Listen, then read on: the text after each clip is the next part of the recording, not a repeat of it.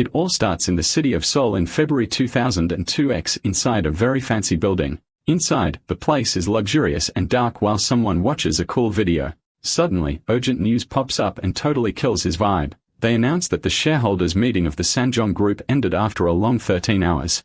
After much drama, John Sung-guk was chosen as the new president. Now he rests peacefully in his room after hearing the big announcement. Compared to the former presidents, he laughs a lot of the scandals they faced. Sung-guk, wearing a comfortable robe, asks everyone to praise him even more, imagining employees bowing before him and feeling proud of the effort to get there. They show how he studied a lot and kept his younger siblings in line. Sung-guk says he solved his uncle's problems and a really boring marriage. Boasting a lot, he mentions a poll that says he's the most likable guy. With a glass of wine in hand, the guy thinks he owns Samjong. Then he promises a fresh start and says he'll clean up all the old mess. He plans to fire the allies of John Taguchi, whom he never liked anyway. Suddenly, something scares him badly and sends the guy into total panic. Coughing hard, he screams out loud, feeling a crazy pain all over his body. With a sharp pain in his chest, Sung-guk collapses on the floor breathless. Stunned, he stares at something so strange, it feels unbelievable. It's revealed that his grandfather, the founder of Sanjong Group, died of a heart attack. Sung-guk swears something like that would never happen to him. Right after, someone calls a baby and gently touches its little face. A young couple admires the tiny newborn who looks very cute. That's Sung-guk who just reincarnated as a small baby. Desperate, he screams loudly trying to understand what happened to him. But the new parents only see the baby crying non-stop there. The scene shifts to several simple homes in a poorer part of the city, where a mother looks at her son and smiles with deep affection in her eyes. Thinking he's too adorable, she gives him a very cute nickname. Kim So-young, 21 years old, asks if the dad thinks the baby is cute too. Jeon Ji-sung, the father, says is cuter than celebrity babies. The mother says Sung-guk is lucky you'd be such a charming baby. After that, the two look at the little one who's sleeping peacefully. Annoyed, the baby thinks luck doesn't explain anything about the situation. Ji-sung notices that the boy threw the pacifier really far away. Sung-guk is way too outraged about this new baby life. Feeling really down, he remembers the strong body he had in his past life. Before, was tall and perfect, but now he's a chubby baby.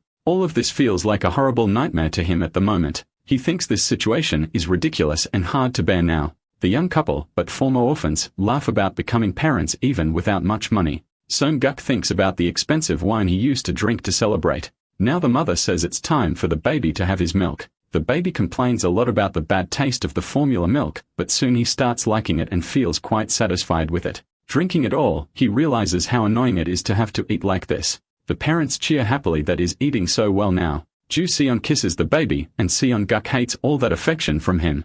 Remembering his adult life, he thinks all this is totally absurd. The worst part for him is the overly affectionate way of his new parents in this life. While the couple spoils the baby, he thinks they are way too affectionate. Lying quietly, Seon-guk reflects on having parents for the first time now. Alone in his thoughts, he remembers something really heavy from the past.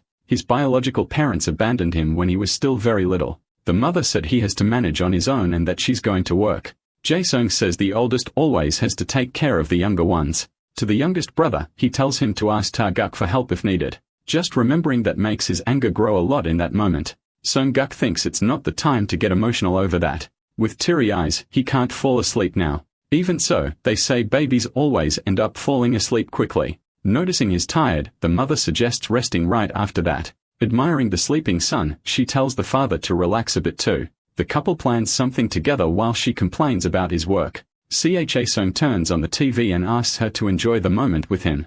A news report talks about a scandal involving President Jeon Ji-shin. They mention bribery and a major investigation against the president on TV. They show a mysterious man wearing sunglasses and a hat on the screen. Ji-shin was interrogated and that makes the baby wake up suddenly. Too scared, Sung-guk sits up to see the TV now. So-young asks the father if he saw the baby sit up by himself like that.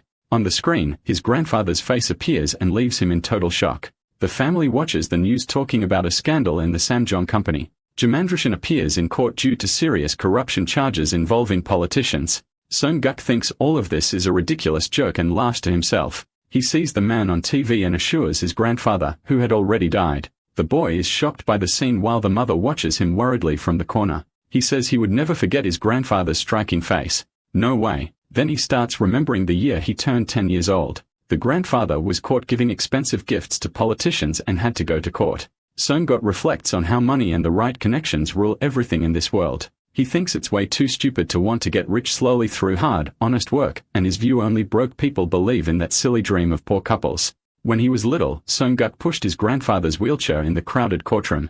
That was just a well-staged play to fool those watching the trial. On that remarkable day, the boy showed he was the official successor of John Jershin. Sungak ended up taking the place that belonged to his grandfather and his father before. But now seeing John Taeguk on screen, he's surprised and speechless. Furious, he keeps insulting his brother, calling him greedy and empty-headed. Taeguk went to study abroad but ended up getting lost in nonsense over there. Sungak blames him for wanting to steal his place without deserving it and arrogantly. But the real problem wasn't suddenly turning into a baby out of nowhere like this. The boy wonders if he's gone back in time while his parents speak loudly to him. He screams loudly, furious that they stole his future and his former position. Sungak's new father calls him with a voice full of concern. After all this, the boy refuses the apple juice that the mother insistently offers. He tells her to stop messing up his plans, leaving her embarrassed. The woman gets sad about it and softly murmurs her son's name. At that exact moment, the father comes home tired from work. The man brings leftover meat from his job, where he works as an experienced chef. He wants to cook a really nice dish to cheer up his wife after everything. But she immediately says the problem is Sungak again, and he sighs. The father asks if the boy is still glued to the TV all day without stopping. The mother says he gets angry and cries if they change the news channel. The man suggests playing hide and seek with the boy to distract him a bit. Sungak holds his father's hand without much interest. But soon he demands the TV be turned back on, scaring the man on the spot. The boy says he doesn't have time for silly games right now. He needs to chase after important information to understand what's going on. Sungak wants to know exactly what's happening in the world out there right now, especially about his grandfather and the so-called Simeon group he heard about. The boy searches for useful clues to return to his original body from before. The mother tells him to stop with that and turns off the television mercilessly. She complains that he hasn't eaten anything all day and is way too skinny. Then she holds the baby in her arms tightly while he cries loudly without stopping. Sungak asks his mother to let him go already and stop struggling a little. He feels robbed because Taeguk took his place in everything that was his. The boy wants everything he lost back from this crazy mess his life turned into. The woman tells the protagonist to rest a bit and clear his head for now. Tomorrow, he can go back to watching the news, she assures him in a calm voice. The boy thinks that turning into a baby made him dumber and more confused than ever. He complains that his emotions are out of control and he can't take it anymore. When the mother gently caresses his head, he instantly knocks out fast. Lying in her warm arms, Sungak falls asleep without even realizing it. The father notices that the baby finally fell asleep and asks if she's okay after all that. The mother says she's really worried about their son and his behavior. He's almost 1 year old and only watches TV without saying anything yet. Then she confesses that she thinks she's failing as a mother and feels bad about it. The father reassures her, saying that their love will work out and comfort her a lot. A few days pass quickly and the baby wakes up moving around a lot in his crib. Sungak feels trapped and desperate to get out of this boring baby situation. He tried to secretly watch the news for days, but didn't find anything useful. The boy lemons being stuck in a baby's body while the world keeps spinning normally. Suddenly, the mother appears in the room and calls for him with a very sweet voice. She asks if the baby still wants to know about the news or if he's tired of it. Sungak replies that he's tired of chasing it and doesn't want to try anymore. The mother suggests going out for a nice walk and he agrees without thinking much. She wants to go to the market to buy food and see pretty flowers along the way. Outside, the day is beautiful with sunshine and the weather is pleasant for a stroll. The mother sees the neighbor on the street and asks if she's going to work early. The woman says she's dealing with something annoying and will leave later than usual. The two say goodbye as they go their separate ways on the quiet street. Sungak is amazed to find out the young neighbor runs an entire building by herself. They arrive at a noisy place with construction, high scaffolding, and scattered materials. The mother tells Sungak that they are at the market now and points to the entrance. She wants to get cheap beans to make a good and refreshing soup at home. The boy complains that she never stops talking and rolls his eyes. At that moment, he hears beams falling with a loud crash that echoes all around. Sungak panics about what's happening and looks around quickly. The beams nearly fall on him and his mother as chaos erupts around them. Demris falls quickly while the woman holds the child and screams loudly for help. A loud voice calls room 107, responding to her cry quickly. The neighbor sees Sungak badly injured on the ground and becomes very worried. Murmuring softly, the mother says Sungak's name and recognizes the owner's daughter there. Even badly hurt, she hugs the boy promising to keep him safe now. The protagonist whispers mommy several times in a trembling voice. Full of fear, the child begs his mother not to leave so soon. A paramedic arrives quickly and reports a serious emergency at the scene. He talks to the doctor about the nasty head injury of the patient there. At that exact moment, something strange suddenly catches So Young's attention. Groaning in great pain, the mother wakes up as her husband calls her in worry. Very relieved, the father says So Young's name as he sees her slowly open her eyes. Really nervous, he asks if she's okay and where she thinks she is now. Overwhelmed, the woman looks for So Young thinking he's gone for good. The husband points to the boy clinging to her the entire time without letting go. Gratefully, the father says Song-guk is safe despite the big scare. With much love, So Young soothes her son, assuring him everything is fine now. Truly happy, she holds the little one saying he doesn't need to be afraid at all. Tears fall in streams as the boy cries uncontrollably without being able to stop. Deeply scared, Seong-guk admits the terror of seeing his mother hurt like that. Looking firmly, he asks if she truly knows the value of her own life. Calm and observant, the father watches the baby moving excitedly in the corner. Curious as always, Soom-young asks her husband about the expensive hospital room. A bit embarrassed, he says her injury isn't that serious after all. Explaining calmly, the man says the doctors asked her to rest completely. Confused inside, she starts thinking about what it means to stay in bed all day. Discreetly as always, he reveals that it's because of her pregnancy now. Suddenly surprised, So Young agrees to rest for an entire week without complaining. Kind and attentive, the husband asks her to recover with calm and care. A soft cough interrupts the talk with a polite request for permission. The nurse gently informs that visiting hours are almost over now. So Young asked her son to rest peacefully while the father says goodbye with love. Confident as always, she hands Seong-guk to her husband to take good care of him. Outside the hospital now, the father asked the boy if they should go home soon. A bus pass is very close, but the fare is too expensive for them. With no money at all, the man wonders how to get back home without delay. Sad inside, Seong-guk notices how the family is once again out of money. Genuinely impressed, he praises the father's effort to support everyone there. Grateful in his heart, the boy remembers the immense love from his mother for them always. Truly tired, he falls asleep with great peace on his face.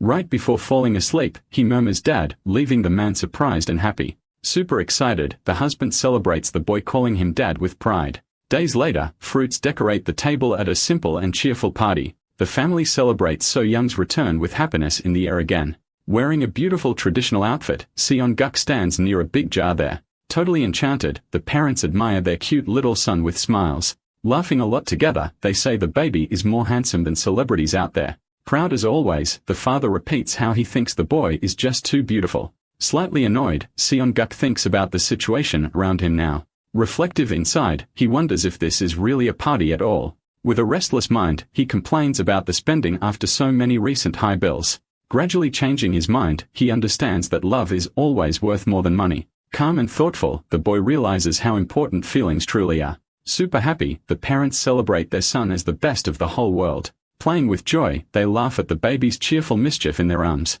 Determined in his heart, Seong-guk wants to help more at home from now on. Genuinely concerned, he notices that the parents don't manage their finances properly. Serious like never before, the boy predicts money problems in the near future. A loud doorbell sound suddenly distracts him from his thoughts. Curious as always, So Kyung asks who just arrived at the door in that moment. Kim Byung calmly introduces herself as the owner of the nearby building. She suggests the baby become a famous model one day and offers to be the boy's godmother with affection. An ad pops up calling attention to auditions for cheerful child actors. They are looking for new child stars at Studio Building 0011. The floor, packed. Once there, the mother and baby observe the place, impressed by everything. Seong-guk finds the building decent and ridiculously expensive. Meanwhile, the mother fears they came for nothing, but the son completely disagrees. Way too excited, he insists that it's a rare golden opportunity. Days before that, the family discusses the child actor job seriously. A neighbor says the company needs a child for a quick commercial.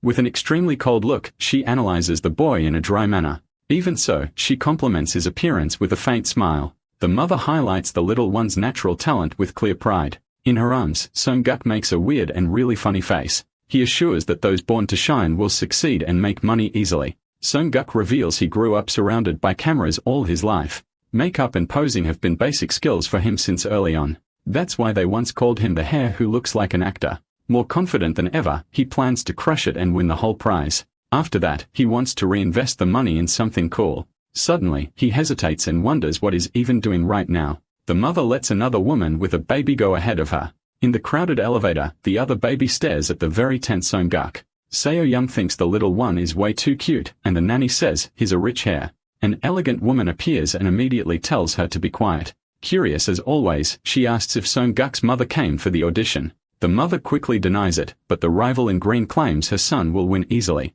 That makes Song-guk furious upon hearing her words now. The woman compliments the boy's fierce gaze and the mother calls him too imposing. Song-guk notices her chic style and the simple nanny by her side. The elevator stops quickly and the doors open with a loud noise. Confident as ever, the rival repeats that she'll win the entire competition. The film crew tests Child 8 from a different side angle. Then the director asks for a look toward the camera and the mother approves the quick take. So-young finds filming way too difficult and Seon-guk confirms it with a slight nod. He thinks it's just a simple screen test for children. He observes how they check how the kids appear on the big screen now and he notices the warm lights really bother the little ones for real. The crew calls Child 10 Lee Jae-hui in a big rush. The director reveals that the rival is the wife of the wealthy Daepung paper owner. Song-guk recognizes the company as a decent mid-sized business. Challenging as always, he wants to see what she's really capable of now. Smiling brightly, the director calls JF for his turn in the test. He asks for a big smile, but the boy looks uncomfortable with all of it.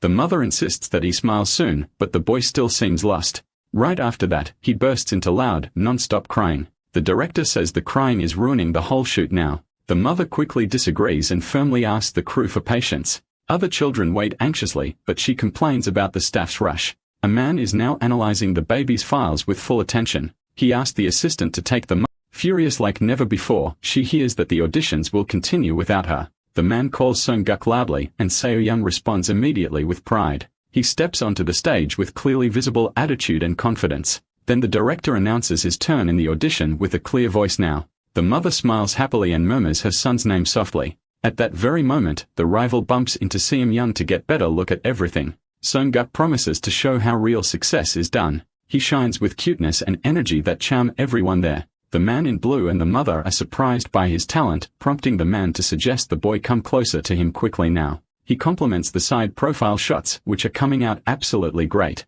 He asks for a cute pose and Song-guk nails it with his stylish rocket jacket. The crew brings props to highlight his pose even more now. Truly impressed, the man finds everything amazing and way too perfect. Meanwhile, the rival with brown hair gets irritated hearing that Song-guk isn't born genius. The director quickly calls the child a genius and wants to sign a contract right away. Surprised, the mother asks if Song-guk is really that good. Soon a man rushes over to speak with her.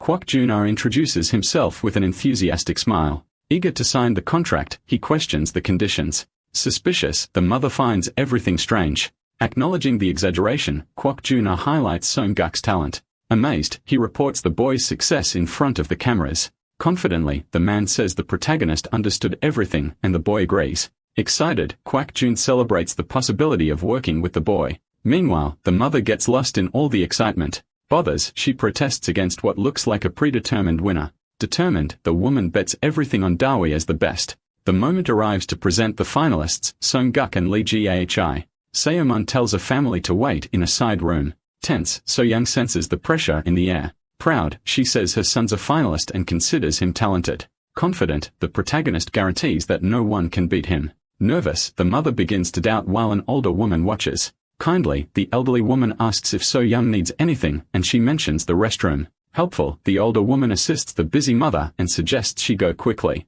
Curious, the elderly woman praises Song-guk's impressive demeanor, but the other woman doubts what she's hearing. Annoyed, she protests against the comparison of her son to the protagonist. Furious, she threatens to fire the elderly woman because of it. Critical, the woman keeps talking, and the elderly lady admits her mistake. With a joke, Song-guk expresses the wish to cheer the woman up with a gesture. Then the assistant director appears, embarrassed, offering apologies. Worried, the woman was about to call someone, but the man goes to find the person in charge. Determined, the assistant runs to get whoever is responsible for Song-guk. Calmly, she explains that the mother left the boy with the elderly woman to talk. Honestly, the woman says she entered the competition to create memories with Jae-hee. Curious, the assistant asks if that's fair. Surprised, the protagonist hears the woman say that Jae-hee already won. Hesitant, the man agrees, but Song-guk asks if it's true. It's revealed that the model was already chosen and the audition is just for show. The scheme of using children in a fake show is revealed.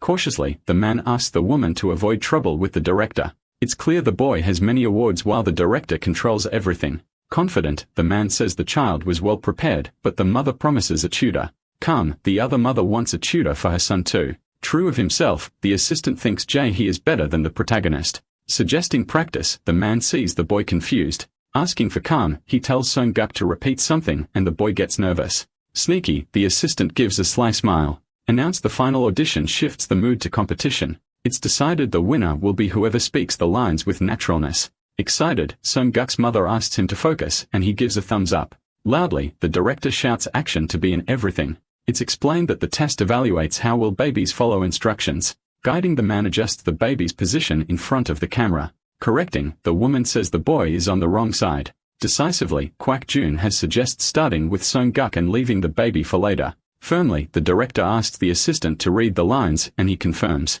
By comparison, the already rehearsed he seems much better than the protagonist. The man thinks Seon-guk won't be able to say, but happily, the boy repeats it clearly with a huge smile. Shocked, the assistant didn't expect that reaction. Satisfied with it, the director says Seon-guk managed to truly surprise everyone. But Jaehee's mother requests that they give her son another chance. The director, tired of the argument, observes how the baby is being held. He encourages the boy to try saying, "Daddy." Screaming, the child squirms while the mother holds him in her arms. Sadly, she lowers her head and says something is wrong. The woman swears she trained her son, but the director asks how. Resolutely, the assistant announces the end of the audition. He thanks and praises everyone's effort, and Seon-guk says it's over. Surprisingly, the announcement names Jaehee as the winner. The protagonist is shocked and doesn't know what to say. The protagonist's mother is taken aback by the scene. She complains that something is off and can't believe what she's seeing. So Young defends her son saying he nailed the audition. The assistant tries to calm everyone down, but says being cute isn't enough to act. Jaehee's mother provokes, saying success only comes from appearance. Arrogantly, she questions the worth of the others there. Even so, she thinks second place is enough for someone simple. Another woman acknowledges the rival's effort. She's exhausted and decides to leave the place. With indignation, Seon-guk's mother expresses sadness over the cruelty she witnessed. The protagonist tries to cheer up his mother. With a smile, he announces that everything is still on track. In the middle of a rush, the director apologizes and calls for Seon-guk's mother. Nervous, the man insists on talking to her. The boy reveals that Ji was always the favorite from the start. Irritated, he declares that cheating always ends up winning. Full of confidence, he assures that a clever man aims for bigger goals. Anxiously, the director wants to talk about contacts with the mother. Together with the woman and the baby, he curses the guilty ones as scumbags. Sadly, he suggests the audition was rigged by powerful people. The man apologizes to the boy for showing him something wrong. Then the director calls the protagonist for a commercial next week. Excited, the boy dreams of being a star and making money. He plans to use the profit to help his family. The mother is confused, but the man explains that backup babies are common. Worried, the boy thinks the plans might fail. The desperate director begs for the mother's help. She fears for her son's health in the middle of all this. Enthusiastically, the protagonist agrees to shoot the commercial. The director praises the boy's understanding. Then he hands over a card with contacts for future projects. Near Seoul, a film set is buzzing with activity. So Young and the baby watch everything, finding it amazing. Impressed, she says she's never seen anything like this in the forest. Friendly, the assistant arrives saying hello. The protagonist stares at the corrupt director with fury. Then the man offers to take the woman and the baby to the waiting room. Calmly, he guides the two along a simple path. The boy is surprised and can't believe what he's seeing. The assistant shows a washing machine from Sanjeon. Another guy praises the product, saying the family loved it. Annoyed, the earlier woman asks why those people are there. She complains to the assistant about the losers on set. Suk-young explains they were called as backups. The assistant says replacements are useful if anything goes wrong. A woman insists the main model is fine. Her son gets stressed because she seems to say the opposite. Curious, the woman calls Sung-young useless and tells her to leave. Sung-young complains about the noise and introduces the actress, I'm Sung-minute. Curiously, she asks if the babies are the chosen ones. The assistant shows the two babies, one of backup and the winner. Approaching, she chooses the one who cries when he sees her. She's disappointed by the child's reaction. Sadly, she assumes the baby doesn't like her. The protagonist introduces himself to the lead actress. Charmed, she finds the boy adorable. The mother is happy that he agrees with the compliment. Shocked, the other mother sees the actress prefer this baby. She grabs the blonde woman's arm tightly. The actress asks her to calm down and let go right away. Now irritated, she asks who this nosy woman even is. A hand suddenly touches her shoulder. Confused, a man asks what's going on there. The actress introduces him as the vice president. He says he didn't miss the chance to join the campaign. The boy can't believe it and thinks all of this is impossible. That's Jeon Jae-hyun, Sung-guk's father and vice president of Samjian. Curious, the boy wants to know more about Jeon Jae-hyun, vice president of Samjian now. Described as ordinary, he's nowhere near the level of his father, President Jeon Jae-shan. Even so, the late vice president was good at what he did every day. He led the company through a crisis and helped it grow a lot with effort. He bet on new ideas and quickly became a famous leader in business. In short, Jeon Jae-hyun was a successful vice president within the whole team. But Sung-guk says he failed as a husband and father at home, remembering that brings pain to the protagonist every time he thinks about it. He says his father had several mistresses over the years. Suddenly, woman recognizes Seon-guk from a distant time in the past. The boy stares at his father's forgotten mistress in total surprise. That woman is none other than Seon-mei, who appears now. She says she's filming with children and is very fond of one boy in particular. Watching everything, a man thinks the boy is really clever. He greets the little one politely with a very friendly smile. The protagonist calls the man dad, which deeply shocks his current mother. A heavy atmosphere takes over the man in that tense moment. Soon after, someone in a suit tells him he has to leave immediately. The father from the past says he's late for an important meeting. He asked them to take care of the filming with a serious and concerned look now. The mother of another child is terrified by all of this. Hesitating a bit, she accepts a tough task, but the boy says it's always hard to challenge Jeon Jae-hyun. Sung-guk describes the man as a unique type in real life. He seemed like a silly womanizer, but shined with full force in business. Jeon advises the boy to take care during the day's filming. He gives a quick smile before leaving the place now. After that, he walks away without ever looking back. The protagonist promises the father from his past a different life now. He declares that he found a family to protect with all his heart. Too ambitious, he wants to create a company bigger than Samjong one day. He says they'll meet again in the near future. Shouting loudly, the director's assistant tells everyone get ready quickly. He says the director will arrive soon to start everything here. He asks the child models to wait quietly without making a mess.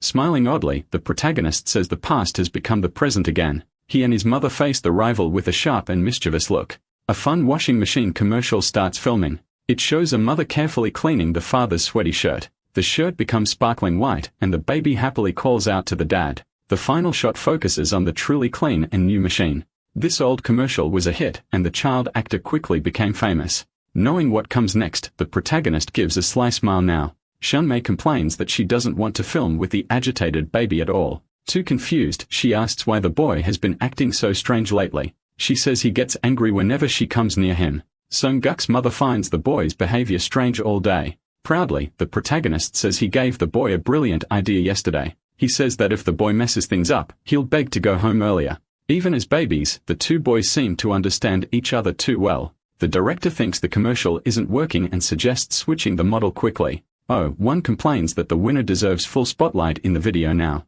Kwok Juna says the baby won't stop interfering with the actress no matter what. He demands a quick solution to finish filming that very day. The boy's mother explains over the phone that the grandfather adores the baby too much. Super nervous, the woman threatens to call the grandfather and change the whole crew. A shadow suddenly appears near her in that tense moment. Shun-mei reacts by slapping the woman hard across the face. The director and the protagonist's mother watch the chaos in silence. Shaken like that, the woman is left speechless after the slap just now. She says what's happening there is absurd at that moment. Shun-mei says she hates people who mess up the set without any reason always. She accuses the woman acting entitled for having an important husband at the company. The director suggests restarting with the baby right away. The actress insists on filming with the protagonist, pointing to him now. Anxiously, she insists on reshooting with him right now. Seum-guk is pointed at once again by the excited staff. Surprise, both mothers are left speechless by this. Preparations begin when the director gives the signal quickly. Confused, another woman asks what's going on around there. Irritated, she complains they're filming the boy instead of Jae-hee. A voice criticizes the boy, calling him a troublemaker with no future. So-young tries to protect the protagonist from that with total firmness. Suddenly, the camera shows a red light glowing brightly. Sung-guk says is followed it to the end before calmly. Smiling, the protagonist looks into the lens with naturalness and confidence. Even so, the director thinks it's hard to act that quickly. The filming begins and Seon-mei speaks to the baby with gentle affection. Grabbing the clothes, the boy now lets out an extremely cute daddy. Happy, the director cheers over the scene captured so well. The main camera follows the baby in action with focus. Tenderness fills the moment as the mother holds the little one in her arms. The baby's rosy cheeks steal the attention across the entire screen. Impressed, the director notices the smart boy's steady gaze. The actress admires Suomba with a wide smile. In disbelief, she wonders how he can act so well. Showing a card, the assistant guides the scene clearly. Excited, Seon-mei says the baby truly loves clean clothes. Presenting the product, she calls it trustworthy for everyone. Together, mother and baby smile to wrap up the shoot with charm. Satisfied, the director praised the perfect result this time. The whole team finds the performance amazing and very cool. Even so, someone finds it all ridiculous for some reason. The furious woman complains angrily about the choice of the protagonist. Kwok Jun-ho questions the boy as a rookie actor with no experience. Tired, so young, and her son look worn out after all this. Someone tries to calm Seong-guk's mother with kind words. Shin-mai criticizes an actress, saying she never improves. A woman mocks the other child loudly during the shoot. Praising the protagonist, the actress compares him to the weaker rival. The other boy's mother curses the crew out loud. Demanding answers, she confronts the assistant with a serious tone. Kwok Jun-ha complains about his salary with disgust and a grimace. Calmly, the man suggests talking later somewhere else. The woman criticizes the commercial as something really bad. She threatens to sue and increases the tension with loud shouting. Apologizing, the director speaks gently to Seon-guk's mother. Grateful, she says the man worked really hard for them. Kwok Jun-ha thanks the protagonist for the success with sincere emotion, informing everyone he gives permission to leave right now. Cheerfully, the baby enjoys the ride home with a happy So-young. The boy notices his mother's fatigue and asks her to rest. Smiling Sun-mai now watches the pair with shining eyes. Offering a ride, she invites them into her van. The baby drools a lot while sleeping peacefully in the back seat. Chatting in the car, the woman finds the little one's sleep too cute. Soon-young thanks her warmly and talks to Soon-minute the whole way. Confused, she hears that the boy deserves congratulations himself. Soon-minute praises the boy's performance with pride. Truly impressed, she highlights his talent with the camera. The actress observes everything and notices the perfect harmony between the two. With admiration, she praises the boy's full presence on screen. Shun-mei firmly declares and now calls the boy a complete actor. The mother is startled and takes in the compliment about her son with surprise. Excited, Seon-mei suggests something new while talking to So-young. The protagonist slowly wakes up and opens his still sleepy eyes. The actress proposes something mysterious and leaves a suspenseful air. Mother and boy are truly shocked by what she said. The boy lights up with excitement and asks eagerly if it's real. Returning to the cheerful family's home, the neighbor arrives showing money and says it's 4,000,001. Everyone is surprised by the smart baby's high payment. This little one earned 1,000,000 more than the parents expected. Someone comments that choosing a baby actor was truly a genius idea. The protagonist smiles and says money is the best thing in life. The family discusses together how to use the 4,000,001. The father is happy because he's never had that much money in his hands before, but the mother seems uneasy with everything happening now. He asks what's wrong as she quickly calls the landlord. The mother shows a card that actress Imsin Mi gave her last night. Shocked, the landlord stares at the famous actress's business card. That card is from Sinsung Entertainment, the actress's agency. Suk-young says Imsin Mi really like their cute baby and wants to make him an exclusive actor for her company soon. Curious, the landlord asks if that's really true. The father says maybe they want to make the baby famous and the mother isn't sure. The neighbor finds the little one's success incredible and happily supports him. Then she promises to investigate more about this strange situation now. The woman says she's heard about Shinsung Entertainment before and plans to check who's in charge there and how they treat rookie actors. So-young thanks her for the support and the protagonist is impressed by her effort. The neighbor congratulates the baby for his first job in a cool commercial. She says the video will be out in 2 weeks and runs off to handle something. In a hurry, So-young waves goodbye to the family quickly. The landlord asks if the mother is okay and she shakes her head no. Curious, the mother wants to know why they are getting so much help like this. The neighbor says she saw talent in the baby and always supported the young couple. She simply wanted to give them some support during this special moment. Alone since she was young, she saved money to buy that old property. The woman thanks them for moving nearby and wishes them success. She was just being curious and So-young doesn't need to worry about that. Surprised, the mother listens to all of this attentively now and asks if she can call the other woman, Annie, like a cool older sister. The neighbor wants to treat them like family and even cook something delicious later. Delighted, she talks about the warmth of that lively home and accepts the nickname, Annie, with a big smile on her lips. The protagonist hears the two of them deciding how they'll call each other from now on. The father just observes and asks what the boy is doing there standing still. Together, they talk about the nice weather outside. A message shows that 2 weeks had already flown by since that day. The father says the store closed earlier so the family could enjoy themselves. He calls the boss, who owns a good food store. Grateful, the father thanks him for closing early so they could all watch the commercial together. The boss says the store's big TV will help everyone watch. Excited, the man wants to see his son's first commercial on the big screen now. Annie arrives running and asks if she's not late for the premiere. So Jelmy invites her in to watch with the gathered family and says she arrived at just the right time because it feels like a movie is starting. The father announces that the commercial is about to start and asks everyone to sit down quickly. Someone comments on the nice weather outside, but the laundry at home is dirty. In the commercial, soon Emma asks her son what to do about the mess. Sung-guk's mother points to him on the TV, full of motherly pride. The video features a new washing machine that solves everything quickly. The actress talks about the baby's clothes and he calls out to his dad on screen. Smiling, the little one looks at the camera with a lot of charm. The family watches the commercial full of excitement and cheers. The boss shouts that the clothes came out perfect with that new washing machine. Annie thinks the commercial is absolutely amazing and claps hard now. Seon-guk praises the editing and bets it could even win a good prize. The father tells his son that he's super proud of him in this special moment and says the boy is handsome and well-mannered, but the little one asks him to stop. The boss answers the phone and says the store is closed today, but is shocked by something he hears on the other end of the line now. The director says he filmed with Sung-guk and knows everyone watched together. He called because he has something urgent to discuss with the smart boy's family. A smiling young man appears holding a piece of paper in his hand at the end. The next day, the director thanks them for such a special visit. The couple happily return the gesture for having been invited to the station. Kwak Jun-hye gets curious and asks how Sung-guk is doing. All excited, the boy shouts director at the man with enthusiasm.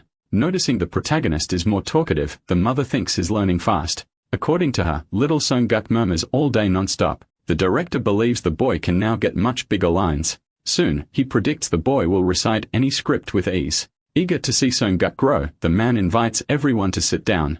Explaining the reason, he reveals a show with the boy as the star called Just Baby. The project already has its title set. It's a fun reality show about taking care of little kids. 5 famous idols will live daily with Sung-guk. Full of excitement, the director says he'll introduce the group now. Suddenly, someone appears to introduce themselves to everyone. Taehyung leads the group just and gives a very cheerful greeting. Showing enthusiasm, he says he really enjoys working with them. With a smile, the man shows off a charm that impresses everyone. Delighted, So-hyung hears her confused husband asked who that is. She quickly replies that she's seen the group on television before. Taehyung admits the team still needs to improve in many ways. So-young compliments the group's amazing music and dances. Sung-guk's father, jealous, hears the boys say that's not nice. According to the director, the other members will be revealed in the upcoming filming. Worried about everything, Seo-gyung gets very thoughtful now. Thinking it's too much for her son, she hears him promise to always remember her. Kwak Jun-hye sees the little one as the soul of the program. After all, the boy picks up on what others want without effort. Curious, the director asks if the boy agrees to participate in this. Remembering well, the protagonist has already seen the show in a past life. Surrounded by a crying baby, the group seems totally lost in all this. Meanwhile, 2 students think the little one is absolutely adorable. Watching TV, an elderly couple laughs at the clumsy antics of the young idols. Someone asks about the mother when a balloon says the show exploded. Seeing the opportunity, the protagonist dreams of getting rich as a child star. Watching his son, the father notices his excitement but feels a bit uneasy. Worried, he fears the boy might miss out on a more normal childhood. Another of his fears is that fame will complicate the boy's life too early. By revealing this, he hopes to raise his son with less pressure. Showing understanding, Taehyung nods and supports the father's perspective. While explaining, the idol says he doesn't regret acting since he was little. According to him, childhood offered good moments and abundant support. With the question, Taehyung tries to understand why the father doesn't trust his son. If the boy can shine, he guarantees to offer this opportunity now. Full of pride, the father points out that his son surpasses anyone in talent. By accepting, he acknowledges that the boy's destiny may truly be to shine. With a handshake, the two agree to take good care of Seon-guk. Announcing the reality show, the director reveals the premiere to all of Korea. While signing the contract, the father shows signs of stress about everything. After that, the baby smiles, ready to begin the recordings. The first day of filming arrives with a lot of energy in the air. Introducing themselves, the group shouts, just full of excitement now. Taehyung and Lucas are part of the members of this team. Following the list are Jaehyun and Byung-seon next. Finally, Michael completes the famous idol group, greeting everyone to say they're happy to work together. A fan of the group, So Young, gets excited and the husband feels jealous. According to the director, filming starts today at their dawn. United, they all promise full focus on this very special project. Thinking hard, Sung-guk hears his best to just act naturally. Recognizing faces, the boy now remembers his past life. Greeting them, the group meets the president of Samjong there. Sung-guk finds it curious that he's seen these guys at past events. A young man in a cap laughs and says the baby isn't that cute. The protagonist gets annoyed that they touched him without any permission. Michael is surprised to hear the blonde boy tell him to wash his hands quickly. Sung-guk remembers that this guy was a problem in his past life. Confident, the boy promises to create amazing moments for everyone there. While Michael gets irritated, the others find Sung-guk way too adorable. Muttering, the young man in the cap says to wait and see what comes next. The director clearly explains how today's filming will work. For 3 days, the group will shoot scenes and then the episodes will be edited. He says today we'll focus on general shots because the sun is strong. When night falls, the crew will leave and surveillance cameras will take over.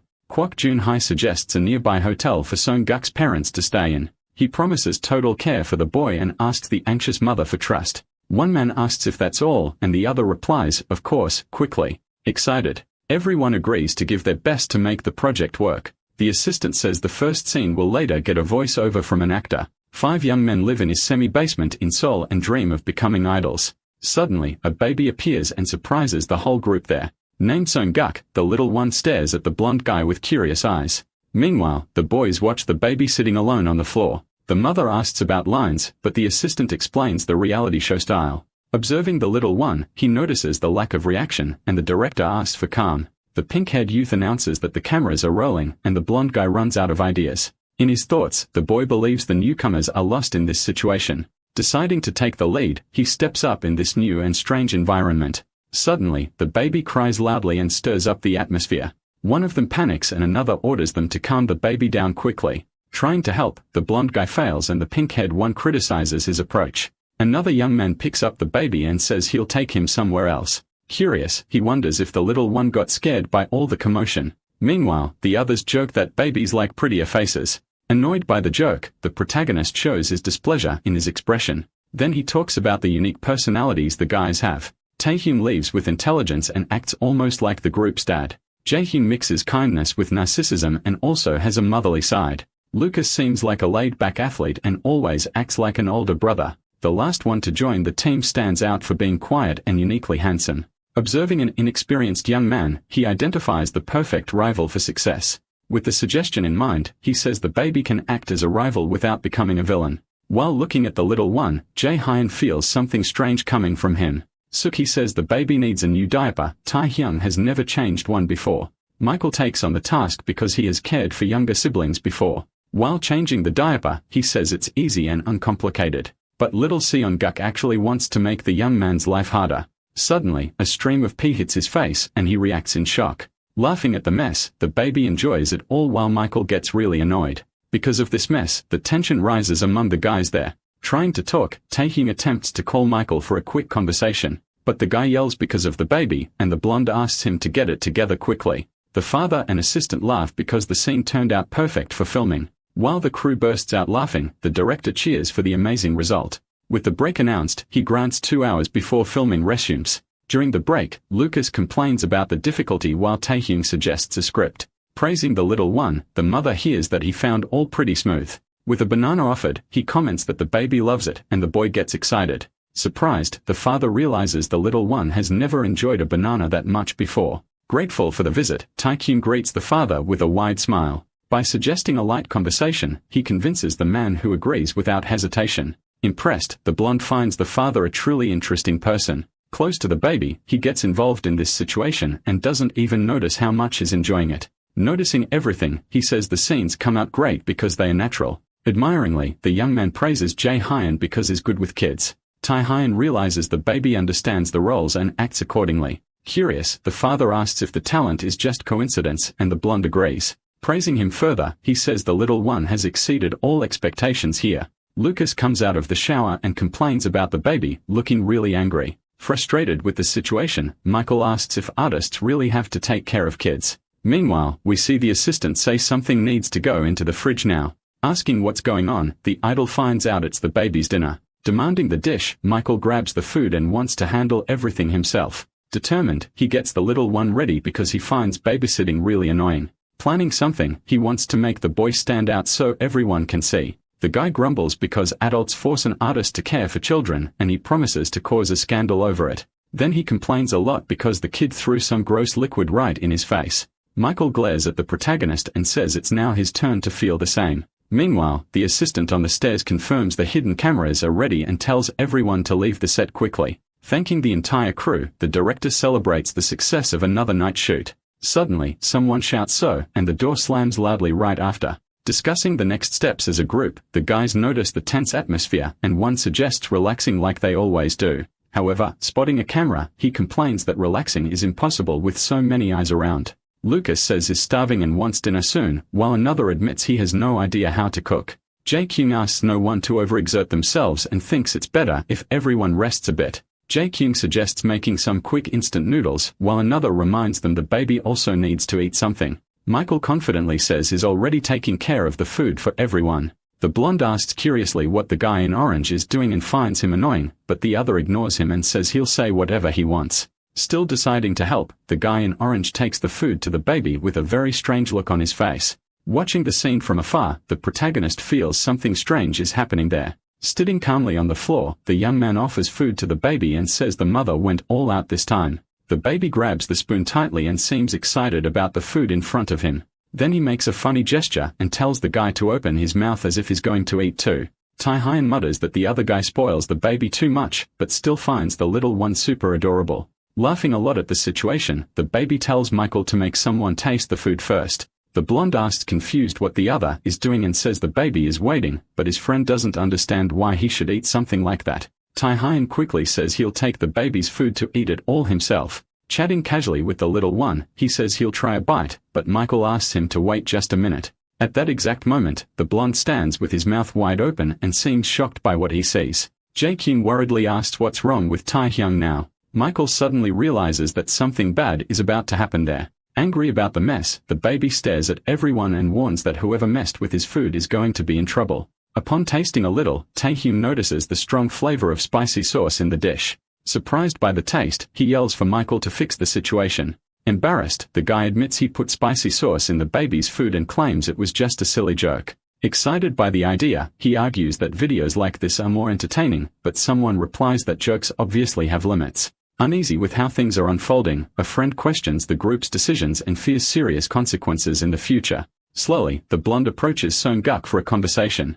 Apologizing for his colleague, he considers the other guy's behavior childish in the situation. Two guys criticize a third for speaking harshly to the baby, but Michael insists the little one understands everything clearly. Reflecting on the group, the protagonist concludes that the adults around him had a lot of potential. Full of confidence and wearing a smile, he decides to lead this group from now on. In a quick scene change, Sung-duk's family home appears on screen. Shocked by the news, they react to finding out the show reached 20% viewership. Excited by the success, the woman makes the whole family happy with the result. Celebrating the achievement together, everyone considers the number amazing and huge for a show like this. Calmly, Oni explains that similar shows usually reach at most 15%. Very excited on the phone, the director celebrates the show's entry into the permanent TV lineup. The woman, feeling very proud, congratulates the baby and praises his success on the show. Pleased with himself, the boy says success is natural since he's the boss there. Always ambitious, he declares that he still wants much more than this.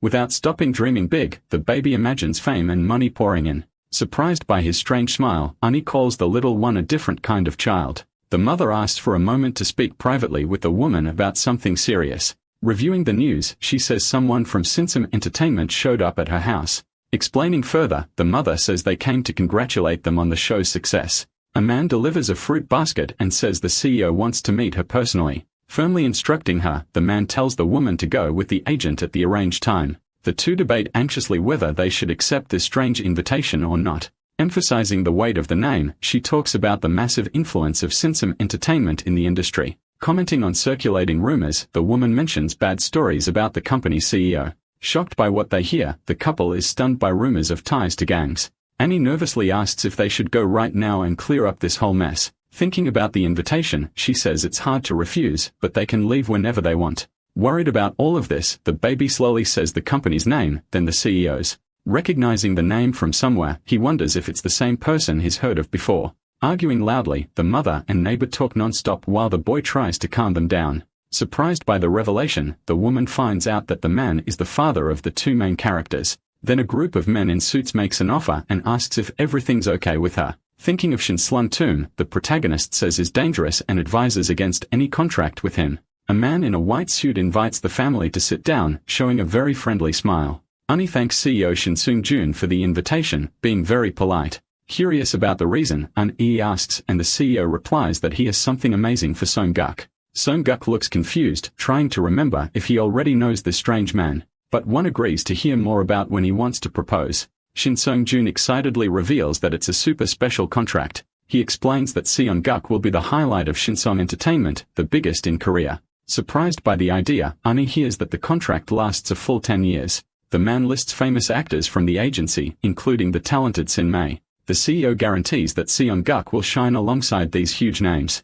Reviewing the contract, Une notices the boy's mother doesn't understand any of it. Worried about everything, the older sister carefully follows every word. The man details that the deal lasts 10 years, leaving 70% of the profit to the company. Shocked by the 70%, the protagonist thinks it's outright robbery. He considers the contract a complete joke and totally unfair to him. Seung-guk suspects the company just wants to profit off his hard work. Thinking it over, the boy realizes the CEO hasn't changed at all. Suddenly, he remembers seeing this man in a past life. Seung-guk says that his father used to make shady deals with Shin Seung-joon in exchange for favors. Sad about the past, he remembers that those deals ended in scandals. Shin Seung-joon swears that in over 10 years, he's never seen talent like his. Confident in the proposal, he promises to turn Seung-guk into a famous actor. The protagonist argues that child actors disappear when they grow up. Unai warns that the CEO's plan is to exploit Seung-guk with that phony contract. Deciding on the spot, she rejects the offer without a second thought.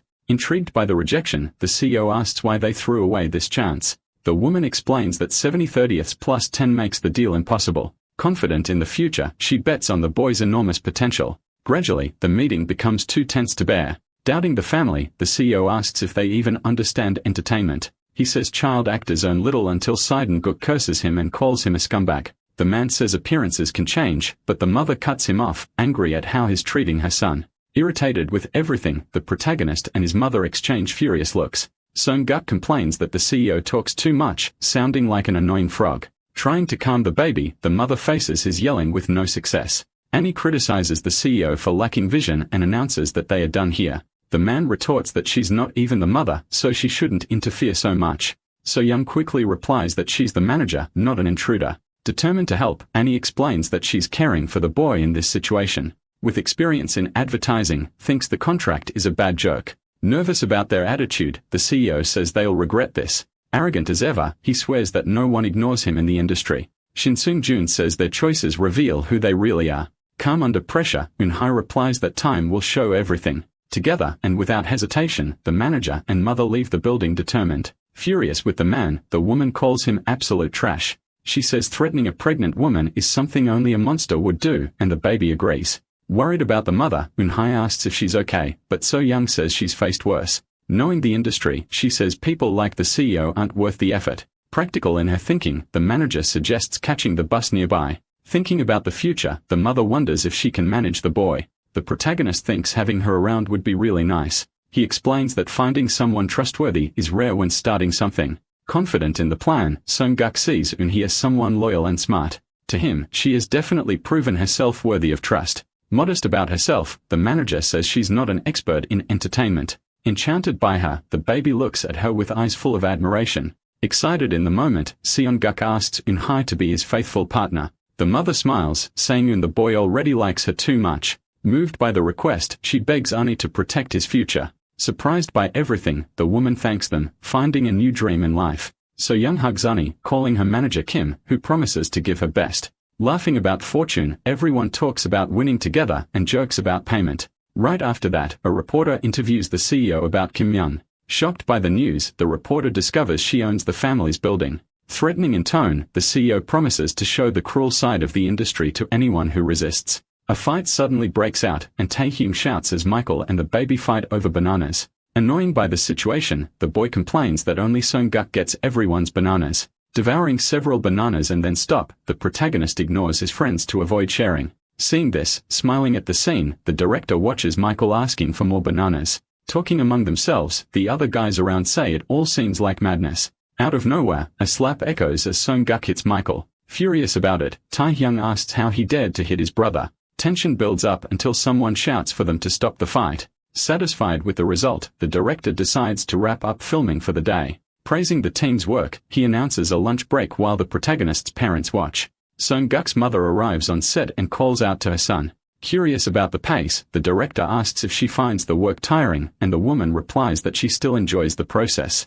Worried about the effort, the man says the job is demanding and offers help if she needs it. Changing the subject, he asks when the baby is due, and she answers December or January. Interested in the conversation, the director decides to bring up Michael's performance. Laughing about the situation, he says the audience loves the fights between Michael and Song-guk because they are like Tom and Jerry. Careful with the topic, the director asks if the chaos bothers the boy's mother. Calm in her answer, she says she trusts him and thought the fight was funny. Thanking him for his attention, the woman says goodbye and calmly leaves the set. Together with Lucas during the break, Tae-hyung starts talking about lunch excitedly. Meanwhile, Seong-guk sleeps deeply after eating so many bananas and ends up exhausted. Sleepy from the feast, the boy admits that the fruit made him very sleepy. Approaching angrily, Michael glares at Seong-guk and calls him bold because of the fight. Upset about the past, he yells that the protagonist hit him earlier for no reason.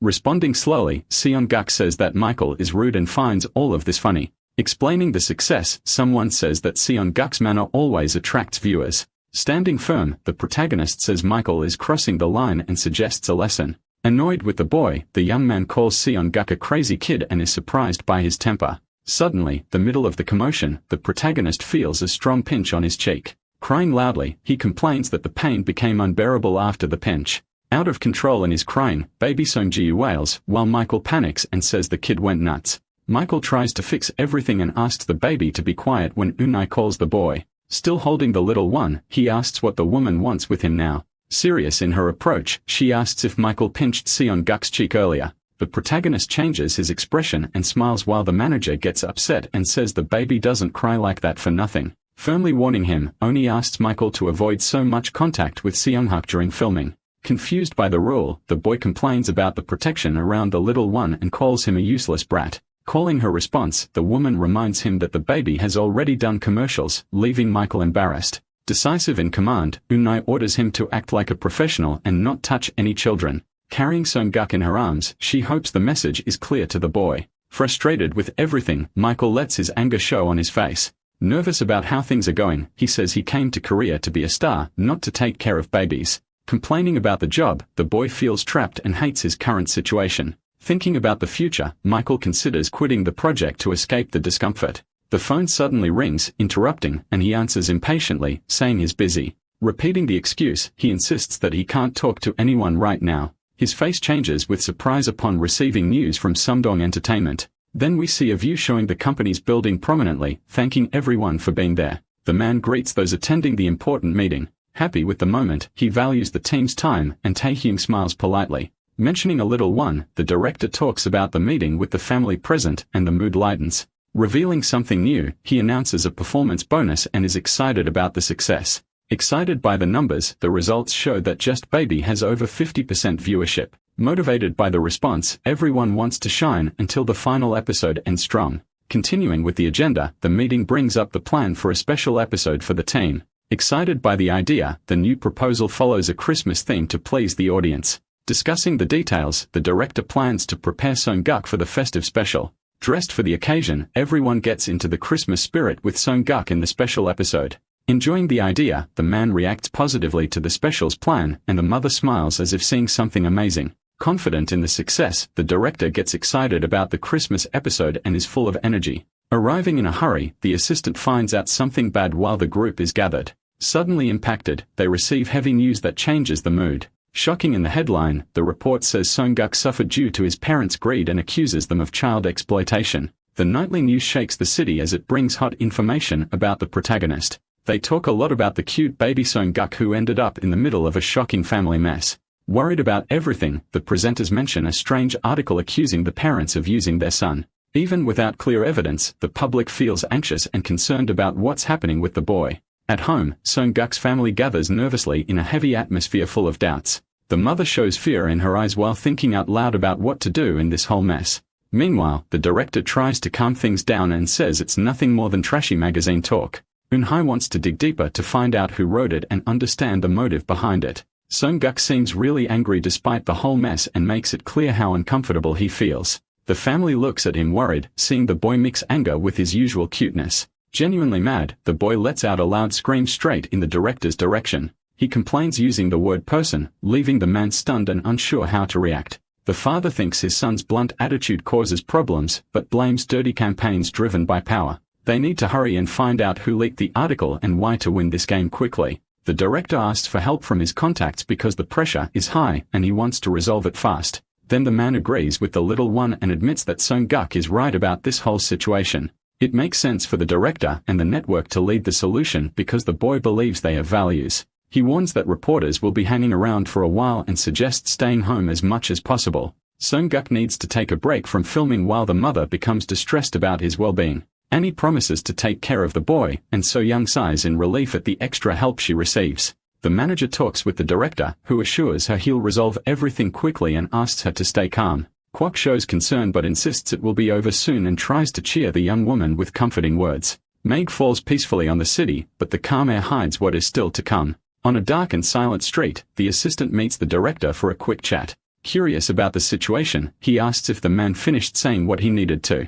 The director grows uneasy because an article is troubling him and his face reveals the weight of it. A paper reveals a strong report saying Seon-guk's parents disrupt filming every day. He's surprised and nervous about what he read, unsure how to handle this new bombshell. Kwok becomes suspicious of who might be behind it and thinks there's a spy on set, but the assistant denies it. The assistant recalls nearly losing his job and swears he now avoids any kind of trouble. In a bright and lively neighborhood, a guy calls everyone to help those in need out there. During a light snowfall, two friends happily enjoy Christmas Eve together. The young man finds the snowy Christmas atmosphere beautiful and smiles, admiring the whole scene. Suddenly, someone appears pushing a stroller and grabs attention right away. The couple finds the man with sunglasses and a mask strange, and the guy jokes about his outfit in the cold. A weird noise comes from the stroller and makes them curious about what's going on. The baby's cry echoes loudly and the person tries to calm the child as quickly as possible. And the man with sunglasses looks tense and wonders if it's worth staying there at that exact moment.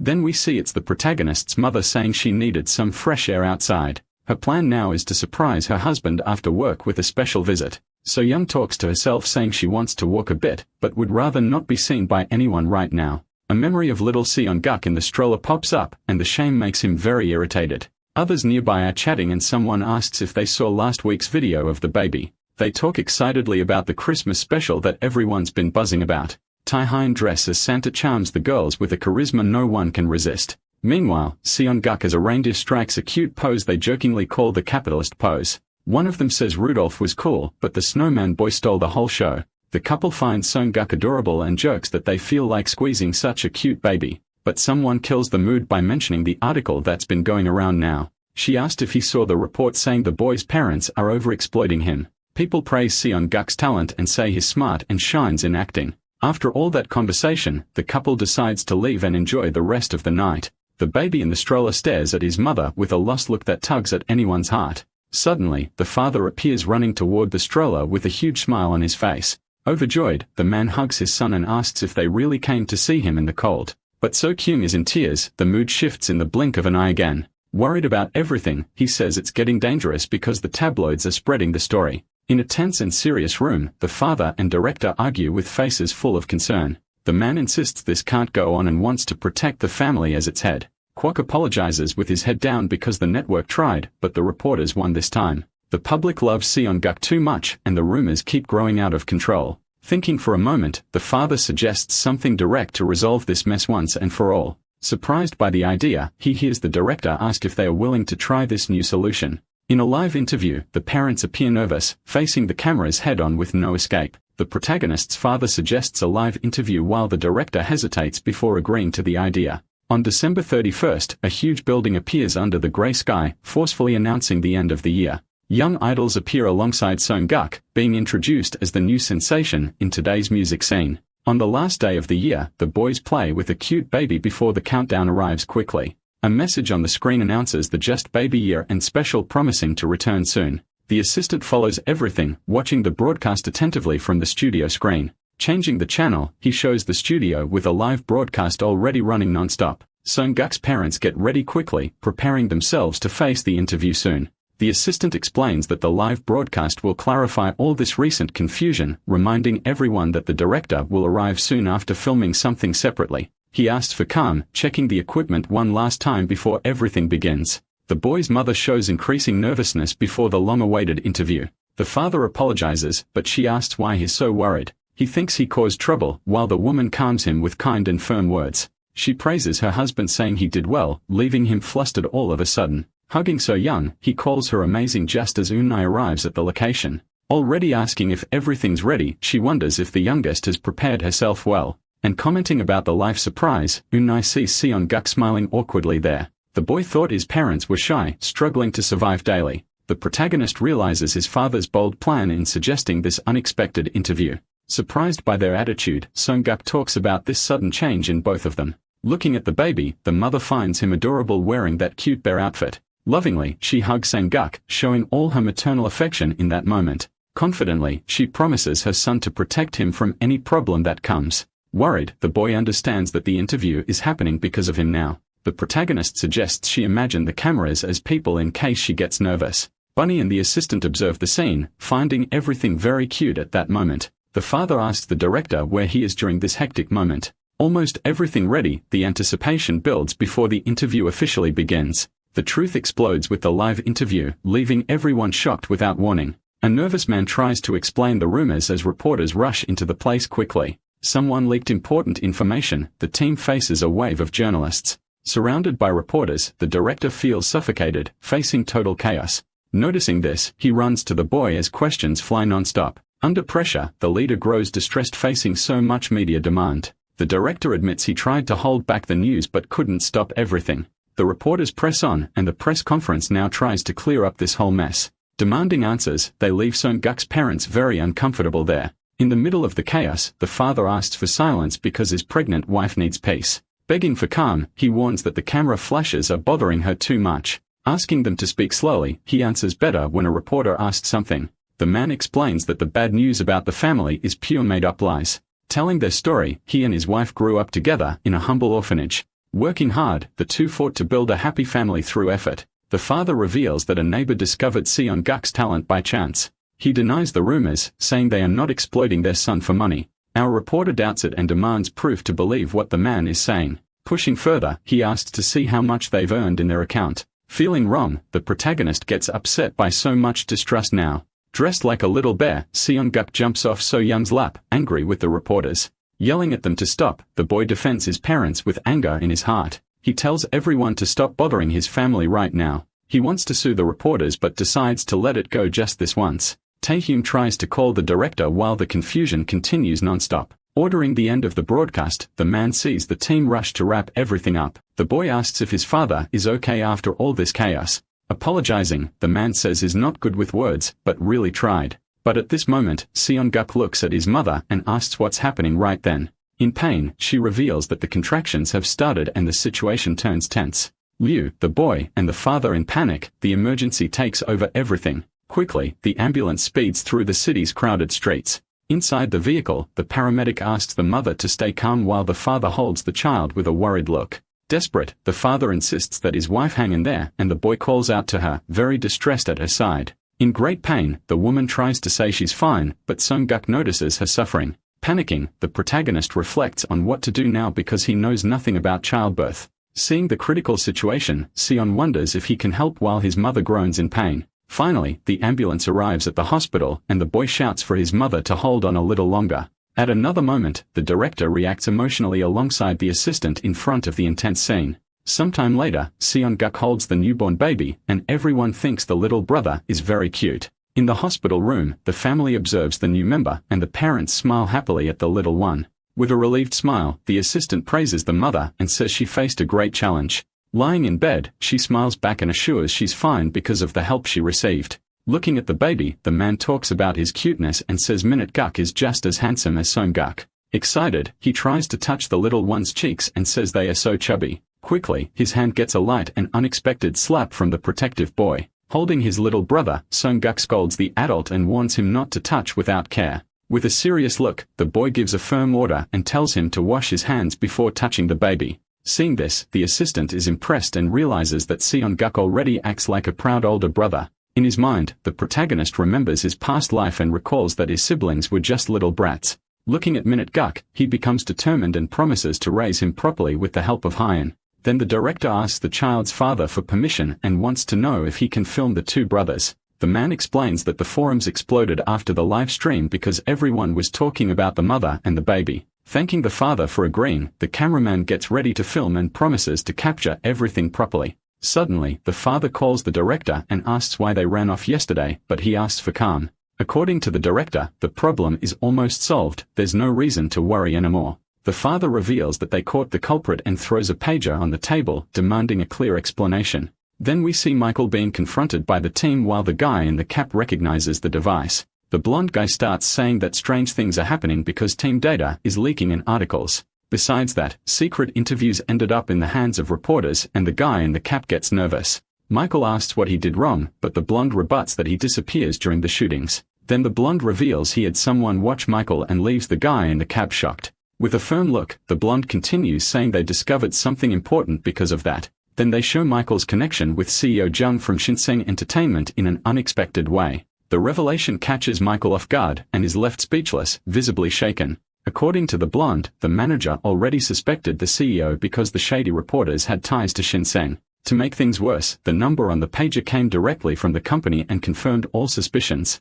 Outraged, they question Michael and don't understand how he helped someone so despicable. Confronting the guy, they demand explanations and want to know why he and the CEO did this. Both will have to face the consequences as headlines expose Shinseng scandals. In the end, CEO Jung appears being escorted by the police and reporters surround him for answers. Desperate, the CEO yells at the cameras and swears he knows nothing about the accusations. Watching the scene, the father is shocked because the connection between Michael and the CEO geekly worries him. Calmly, the director talks about Michael and says Tai Hyun will bring him to apologize later. As an apology, the network paid for the hospital and also helped with other expenses. Still irritated, the father asks if they need anything else, but the director says everything is fine. Grateful for the private room, he thanks them and explains that now the family can stay together.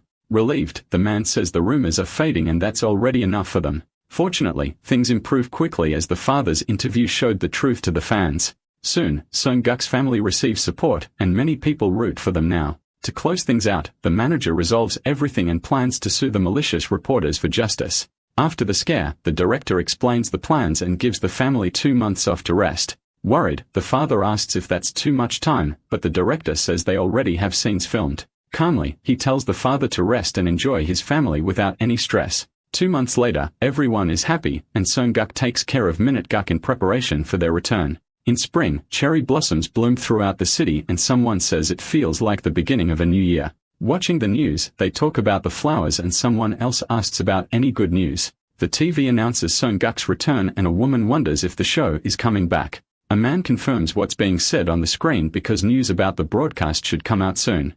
Hugging her husband from behind, she asks what he was watching with that curious look on his face. From behind, the man feels the embrace of the actress, who affectionately calls him darling. Curious, she wants to know what he was watching with so much focus on the television. On the screen, Seon-guk's smiling face appears, announcing the rerun of Just Baby. The guy asks if she knows that boy, and surprised, he hears the actress say that he's already forgotten the kid. She reminds him that the two of them met the little one on the set of a commercial, and the man agrees that it was him indeed. Pensive, the man murmurs that now he understands something, while the actress, not catching on, asks what he's talking about. He explains that he saw the boy around and found him intriguing for some reason that caught his attention. Smiling, the woman says that happens because the little one is a genius, and the man repeats genius, quite surprised. She assures that Seon-guk has talent to spare and believes he can become anything in the future. Skeptical, the guy asks if the boy is really that good and thinks he might just be a cute child actor. The actress admits that connections help the boy grow, but insists she knows how to recognize real talent. Besides that, she says that Shinseng Entertainment set something up against the kid and is now syncing with the CEO in jail. She reveals they tried to use the rookie like always, but this time it went wrong, and the man asks if she wasn't with that agency. Shenmei replies that she wants to leave because of that and thinks the contract terms were terrible anyway. Interested, the guy asks where she's going next and wants to know if she already has any plans in mind. With a clever smile, the woman says she has a good idea but plans to take things slow for now. Either way, she suggests investing in Sung-guk and thinks it wouldn't be a bad idea, while the man repeats invest thinking out loud. Changing scenes, a neighborhood appears on the screen as someone yells calling everyone to eat. The lunch of the day is seaweed soup, and soon a steaming pot appears releasing vapor. Inside the house, Ani serves the dish to little Seong-guk, who gets excited while others watch. Closing his eyes, the boy smells the soup and finds the aroma too amazing to describe. Surprised, he says he didn't know Manager Kim was so good at cooking. Being kind, Eun-yi offers a bowl to So-young, who thanks her for always cooking for them. The mother praises Eun-yi for taking care of the boy, and the manager says it's only natural to do that for him. Besides that, So-young says that Ani doesn't charge anything, bringing food and fruits, but the manager tells her to just eat already. Embarrassed, the woman adds that they are all a family and there's no need to thank so much. Emotional, So-young hears Ani say that family takes care of each other, and the older woman is touched by it. Suddenly, boy pushes the baby away and tells him not to mess with the food that belongs to Hyun. Speaking loudly, he warns that it's his, while Minute-guk only drinks milk, and the mother and Eun-yi laugh at the baby imitating his brother. Watching everything, she thinks that if the little one copies the older one so much, taking care of them might be easier. Reflecting on the last 2 months, Sung-guk realizes that taking care of a baby is a nightmare while the little one only makes noise. He gets upset and wonders why Minute-guk cries so much and wants to know why the baby never sleeps. Showing deep eye bags, the boy seems to be begging for peace, but the baby stays wide awake staring at him. Tired Seong-guk complains that the little brother doesn't stop looking for him even after he just came back from the bathroom. The boy remembers that he wanted a different brother than in his past life and dreamed of a loyal helper for the future. Even so, he sees that this life is also tough because the baby only has eyes for Hyun, and that drives him crazy. Exhausted, Sung-guk murmurs to Minute-guk that Hyun is worn out and asks him to stop for a bit now. Unbothered, the little one looks up with a cute face and makes an innocent sound that melts anyone. Faced with that, the boy softens and feels his heart melt even though he's dead tired. Deciding to give in this time, he grabs the bottle and says he'll feed his brother while Minute-guk happily drinks. Laughing, Eun-hye says it looks like a baby taking care of another, while So-young says the boy helps her a lot. The mother praises Sung-guk as the best son in the world and doesn't hide the prize she feels for him. Suddenly, she asks if So-young has ever thought about moving houses because of the children. Now with 2 kids, the place has become too small and old to raise them properly. Hearing that, the mother says she doesn't have the money to move, but Eun-hye asks what if the money showed up. Calling her closer, the manager asks So-young to come near and confused, a mother just asks why. As she gets closer, Annie whispers some news and reveals that Sanjian Electronics called her. Apparently, the company wants the boy as an exclusive model, and a contract already pops into their minds. Shocked, So-young can hardly believe the offer from Sanjian and doesn't know what to say. Annie confirms that they made the proposal and says the contract details will follow shortly. The manager suggests the mother talk about it with Ji-sung to decide the next step together. She imagines it could be a huge chance to improve life for everyone there. Speechless, So-young tries to say something, but only tells her to eat and calm down first. Soon after, she reminds her they need to go to the TV station later for the first just baby in 2 months. Smiling, the manager says the station will send a car, so there's no need to rush now. Suddenly, doorbell rings and Eun-hye asks if they already arrived while So-young tends to the little ones. Opening the door, she wants to know if they are from the TV station or someone else entirely. Surprised, Eun-hye sees who's there and someone says it's been a long time since their last meeting. The manager watches as So-young and Seong-guk are stunned by the unexpected arrival. At the door, the mysterious figure is none other than Michael, and everyone freezes at the sight of him. Furious, the protagonist stares at the unexpected visitor and asks why he showed up so suddenly. In his mind, a memory quickly surfaces showing that Michael betrayed the family by teaming up with Shin Seon-jun. Silent, Michael stands still, seeming to choose his words very carefully in the tense atmosphere. Before things get worse, a cheerful voice breaks the tension, asking everyone to wait a moment. Right after, Time arrives with a big smile, greeting everyone with energy. Giving Michael a light tap on the shoulder, he jokes that his friend scared the others by accident. Time explains that they wanted to reunite the group after so long, bringing Michael to apologize as well. Head down, Michael murmurs an apology, his voice barely audible in the air. Lifting his gaze slowly, he admits he made huge mistakes in the choices of the past. Internally angry, the protagonist wonders if that solves everything, but thanks him anyway. Surprised by the response, he sees his mother smile, saying Michael must have had his own reasons. Embarrassed, Uni hides her face while the protagonist does the same, agreeing with Michael. Kai is always the one who keeps smiling, thinking they are all sweet farts all the time. Seong-guk thinks everything's fine since his parents are calm and decides to take action right away. In silence, the protagonist promises to be more alert, swearing this will never happen again. Breaking his thoughts, the blonde man asks if they can go now because everyone is waiting for the family. Arriving at the MVC building, a wave of excitement quickly takes over the group. Inside the place, the director rushes toward them with a smile he can't hide on his face. Just as excited, the protagonist hurries to meet the director without wasting any time. Hugging each other tightly, they show how much they miss each other all this time. Kneeling on the floor, the director wonders if it's because of the time apart, noticing Seong-guk's affection. Smiling happily, the protagonist says is emotional, realizing something very special now. With eyes full of energy, Seong-guk says he was born for this job, promising to give it his all. Hiding his face, the baby thinks he's tired of taking care of kids and wants to focus on work. Turning to Seong-guk's mother, the man greets her and asks if she's been doing well lately.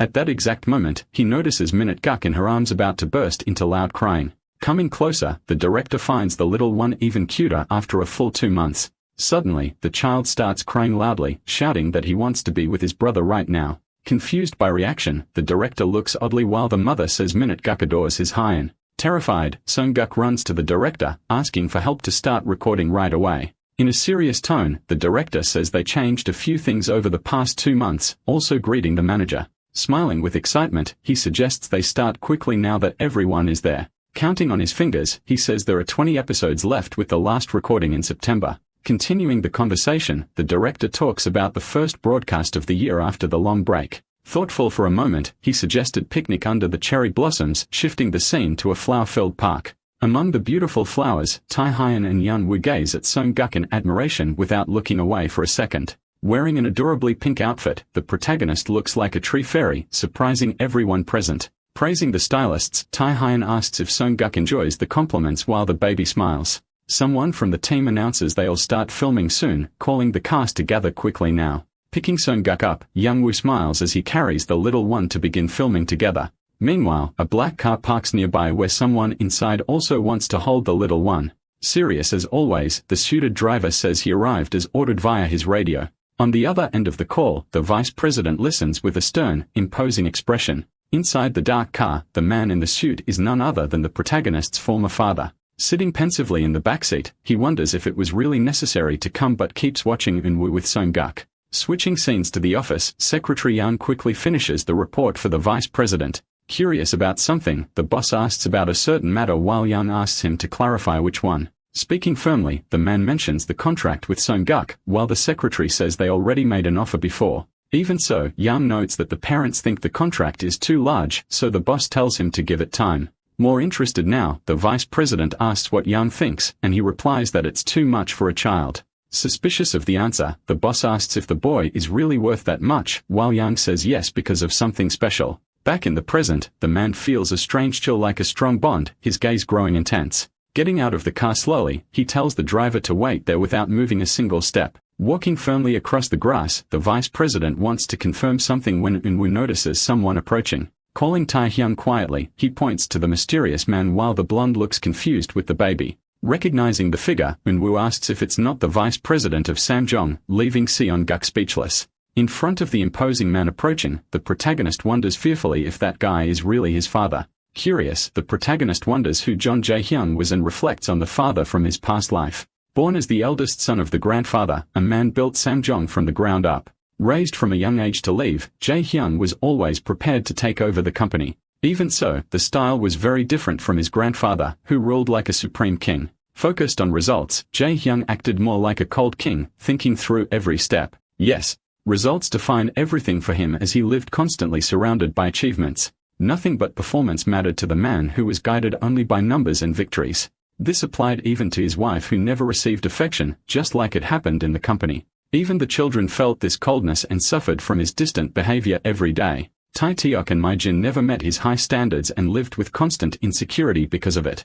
Unlike his siblings, the protagonist ignored the pressure and thought himself brilliant for doing so. Despite his success, his relationship with Jae-hyun was tense, full of friction between them. In an old memory, the father greets him with a simple hello before observing everything. Showing only a slight smile, he seemed to analyze every detail around him.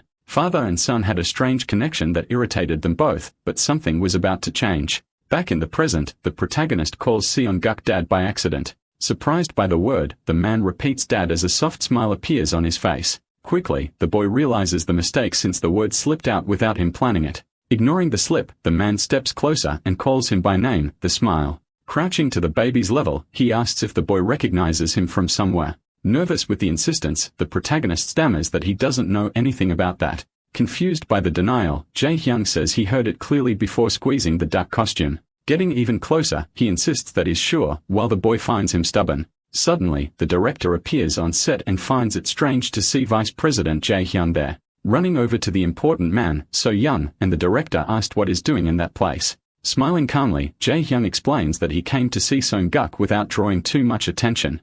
Startled by the answer, the director says the child actor's name, not understanding the reason. Noticing the boy's shining eyes, the man recalls his youth while Seong-guk reflects. Seeing the boy's expression, Jae-hyung smiles and becomes more confident about what he thinks of him. Turning to So-young, he asks about the contract while she nervously confirms everything. Speaking of the agreement, the man says he accepts the exclusivity and asks to be informed later. Startled by the boy, the mother covers his mouth while he screams for money in his thoughts. Laughing out loud at the scene, Jae-hyun finds the little actor's unexpected reaction amusing. Running his hand over the boy's head, he promises to get the money the boy wants to earn. Saying goodbye with a smile, Jae-hyung says he'll come back to see little one again. Tense about the situation, the mother nods and stammers a yes to the vice president. Announcing that he's leaving, the man gets up while mother and son watch him walk away. Thoughtful about Jae-hyun, the protagonist laments running into the father from his past life now. Remembering the past, he sees his father holding him as a baby before recalling his serious gaze. Years later, Jae-hyung entrusted a project to his son, thinking he was the smartest. Betting everything on the boy, the father expected great results and showed real trust. Smiling at that memory, the protagonist gets excited by the thought of that old trust. Cutting through his thoughts, the director asks for focus to resume filming on set now. Back in the present, excited Seong-guk decides to focus on the life he's living now. While the cameras roll, the picnic special continues with spring fill in the air. Soon after comes May, bringing the Children's Day special to film more scenes. In July, summer vacation arrives, heating up filming for the whole show. With leaves falling in the new season, a loud scream cuts through the silence outside. It's crazy fans screaming at the idols, holding signs with their names. In the fan chaos, the mother holds the boy while the assistant complains about the mess. Irritated by the turmoil, the assistant says filming is hard, and the little one asks to be put down. Talking about the group Just, he says fans invade sets to see the famous boys. Showing the now-grown Just, they comment that the boys have changed a lot recently. With the success of Just Baby, the group shines in shows and albums that took them to the top.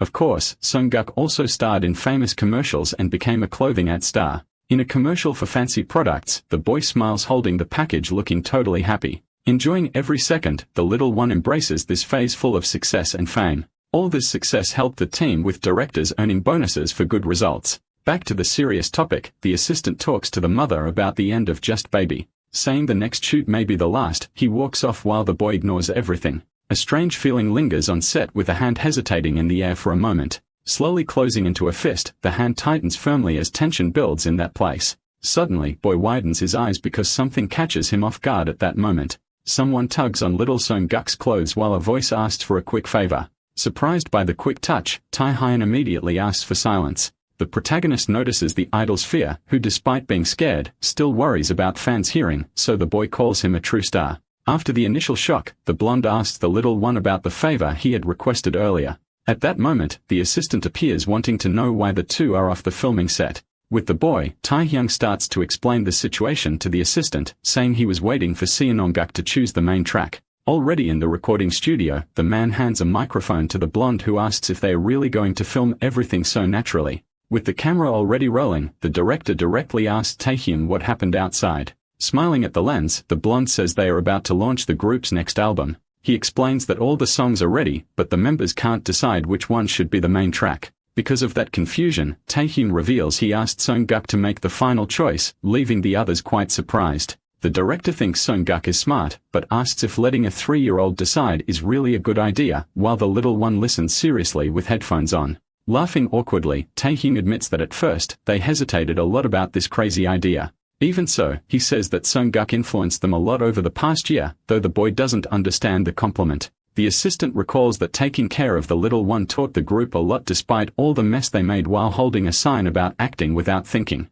The group wants to leave Seon-guk's mark on the album as a memory since the show is almost over. So the pink-haired one and Lucas excitedly ask which song he prefers between the second and third. Focused, Seon-guk stays quiet for a moment, holding the headphones close to his face. Eager for an answer, the pink-haired one asks directly what the little one thinks of the tracks he heard. With a smug look, Seon-guk thinks that asking for his opinion was a clever move after all. This young knows the future and knows what's best. Then full of confidence, the boy points to a CD on the floor, firmly indicating his final choice.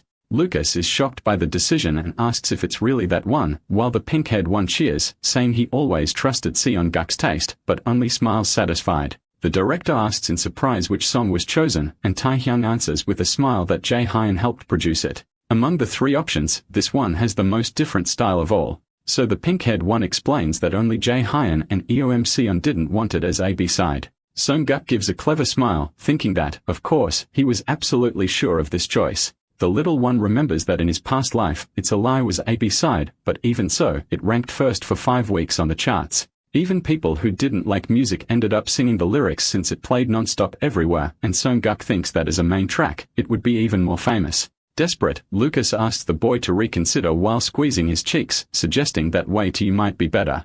Annoyed, Seon-guk shakes his head and firmly points again to the CD on the floor, showing he won't change his mind. Deciding, the little one picks up the disc and says it can only be that track while Taehyun watches the scene, a bit surprised. Holding It's a Lie in his hands, Seon-guk lifts it like a trophy, showing total certainty in his choice. Seeing the boy's resolve, the blonde smiles slightly and agrees, saying he'll make sure everything works out. With the track chosen by Seon-guk, the members of Just celebrate excitedly, promising to give their all promoting the song. Online, the Just Beatty forum explodes with comments from fans praising the little one's choice and It's a Lie, while many feel sad that the show is ending. A banner announces the final episode party, thanking everyone for their efforts during filming. At that moment, the mother calls Seon-guk, guiding him into a dark room and asking him to go in quickly. The boy enters and finds the complete darkness strange, wondering why it's like that, while the woman smiles mysteriously behind him. In the darkness, Seon-guk remembers something important, realizing Just seemed to be planning something before the final episode.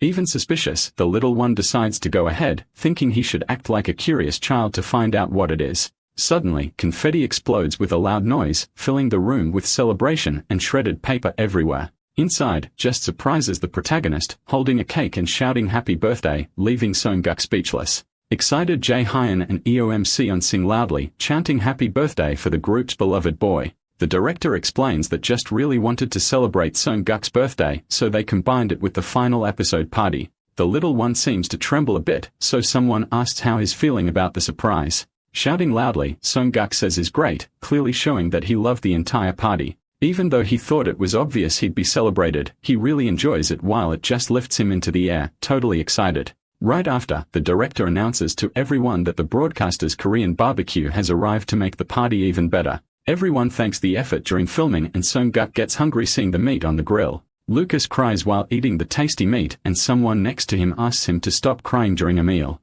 The boy swallows the meat like it's a mission while Jae-hyun smiles and ruffles his hair. Next, everyone raises their glasses for a toast, showing that the party is in full swing now. Together, they toast the hard work up to this moment, looking happy and fulfilled with everything. The mother gets emotional at the scene, visibly touched to see her son's celebration. Suddenly, a voice calls for Miss So-young, and she turns around surprised, wanting to know who's speaking. The man introduces himself as Secretary Young, saying he came on behalf of Jeon Jae-hyun to congratulate her on the end and bring a gift. Her eyes light up when she sees the package, surprised to recognize the wild ginseng inside it. Smiling, the man asks her to look at the contract when she has a free moment. Excited, So-young says she'll visit soon, agreeing to his request. Sometime later, the facade of a large building appears, showing a very imposing place. Arriving there, Eun-hye asks if the mother shouldn't rest a few more days, but So-young replies that she promised that the party to make the visit soon. When asked if he's tired, Seon-guk strongly denies it, saying he needs to stay alert for what lies ahead. The meeting seems to be connected to the clever father, someone who never takes a loss in anything he does. Determined, Seon-guk wants to find out the true intentions of the father from his past life as soon as possible. A woman greets the group with a smile and soon guides them to the headquarters of Samjang. She informs them that the vice president is waiting, while Soo-young and the boy are impressed with the entire place. Suddenly, the huge doors open because a strong light shines from inside. Looking at the city through the window, the man realizes the group has just arrived. Everyone enters the spacious room, where the mother shows nervousness and Sung-guk stays focused. Turning to them, the man greets Sung-guk and says it's been a while since their last meeting. Sitting around a fancy table, the visitors are quickly served drinks and snacks. Inviting everyone to help themselves, the boy stares at the cookies because he knows they were his past life's favorites. Annie thanks them for the kindness offered, while So-young compliments the delicious smell, and the little one grabs a cookie. Dismissing the compliments, the vice president cuts the chatter and directly asks about the contract. Annie finds the offer incredible because a 3-year contract with a 150 million and one bonus sounds out of this world. Surprised by the huge amount, the boy chokes on the cookie he was eating at that moment. Showing total confidence, the man assures that the numbers are exactly right, just as he had said before. Knowing the father suggested this contract, the boy suspects something is hidden, but still thinks 150 million is insane. Imagining this is something for celebrities, the little one questions the father's plans while the man notices their surprise. Speaking bluntly, the woman admits she doesn't understand why the offer is so high. Smiling slightly, the man explains that it's an investment, leaving Sung-guk looking suspicious. Calling Secretary Young, the vice president asks to proceed, and the manager hands So-young a document about Samjong's scholarship program. Explaining the project, the man says Samjong always looks for special talents to support truly. Adding more details, he praises Seong-guk, saying he thinks the boy is gifted and perfect for the scholarship, making So-young blush as she asks if that's really her son. Drumming his fingers on the table, the man confirms the boy is smart, but hesitates before continuing. Seeing something different, the vice president considers Sung-guk both brave and brilliant at the same time. Continuing the conversation, he bets that with help, the boy will surprise everyone because he believes he will become an incredible young man, leaving the mother tense. Widening her eyes, So-young tries to understand everything, while the little one quickly accepts and says, of course, he agrees to the offer. Suddenly, everyone turns their heads and looks at the boy in the middle of the room. Zooming in, Sung-guk's eyes shine full of determination at that moment. Reflecting alone, the boy remembers that his father always loved results and craved talented people, even in his past life. Staring at the man, Sung-guk internally confirms that the elder is right about value and talent above all else. Radiating a strong energy, the boy promises to grow and swears to be better than any talent the man has ever seen in the world. Shocked by his words, So-young pulls her son's cheek and asks what he's talking about, but the man just laughs. Thinking to himself, the vice president admires the boy's energy because he notices that not even his own children have that kind of drive. Watching the boy closely, the man's desire to support Sung-guk grows even more in that moment. Surprised by the direction of the conversation, So-young and Annie listen as the man promises another draft of the contract for them. Putting on his coat, the vice president tells them to think it over calmly, assuring them the deal will benefit the boy no matter what. Hours later, in front of the house, So-young calls Sung-guk and Minute-guk to go to bed soon. Inside the modest home, the father thanks his wife because she takes such good care of the kids. Curious about the matter, So-young asks his opinion on the contract, and the husband admits he doesn't understand much about it. Reading the paper carefully, he finds the deal absurd because he says 150 million is something he's never seen in his life. Showing worry in her eyes, So-young admits she's afraid of all this happening at once. Reflecting on that fear, she finds it scary that someone so high up at Samjong wants Seong-guk like this. While Minute-guk snores loudly, Seong-guk listens to his mother talk about the risk of something too good and fears it might go wrong in the end. Serious like never before, the boy thinks his mother's concern makes total sense now. Together on the living room couch, Seo-young and her husband feel small in the face of the contract because they've never saved millions and now they are talking about 150 million. An image comes to mind of a flea in a jar that even when freed only jumps as high as the jar once did. Raised in poverty their whole lives, they fear big opportunities because that's the worst part of being poor for them. Noticing how this paralyzes people, Sung-guk wants to convince his parents and thinks of speaking to So-young first. Suddenly, the husband grabs her shoulders and with firm eyes asks if they should accept the contract anyway. Listening to everything in secret, Sung-guk is shocked by how quickly his father changed his mind. Asking his wife to stay calm, the man says the contract could truly change their son's life for the better. Life beyond their daily routine appears in his mind as he envisions a bright future waiting for Seong-guk. Imagining the boy in good schools, the father bets on a top-tier job when he grows up someday. Maybe even a life like the vice president's might be possible, leaving So-young speechless at the crazy thought. Excited by these ideas, Seong-guk thinks about buying a house and finding better jobs because a whole new life would come with all that money. Reinforcing his desire, the father wants more than their current life because he sees hope in this incredible chance that appeared.